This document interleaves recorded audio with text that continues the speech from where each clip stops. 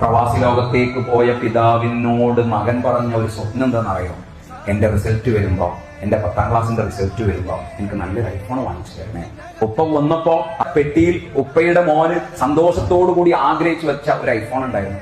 അതും സ്വപ്നം കണ്ടാണ് അവൻ പഠിച്ചത്. സ്വപ്നം യാഥാർത്ഥ്യമാക്കാൻ വേണ്ടി പഠിച്ച് നല്ല മാർക്ക് വാങ്ങി ഐഫോൺ കിട്ടി.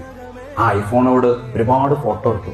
ആ ഫോട്ടോയിൽ ഒരു ഫോട്ടോ പോലും മനോഹരമായ ഉപ്പയുടെ ചിരിക്കുന്ന ഫോട്ടോ ഇല്ല എന്ന് അവൻ തിരിച്ചറിഞ്ഞു. എപ്പോഴാണെന്നറിയോ?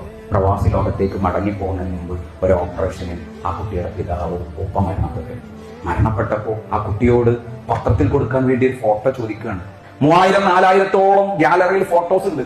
പക്ഷേ ഉപ്പയുടെ കൂടെ കൈ തോളിലിട്ട് അടുത്തിരുന്ന് ചിരിച്ചു നിൽക്കുന്ന ഒരു ഫോട്ടോ പോലും ഇല്ലടാ. പക്ഷെ ആ ഐഫോൺ വാങ്ങിക്കുന്നപ്പോ ആ പിതാവ് ആഗ്രഹിച്ചത് എന്താണെന്നറിയോ?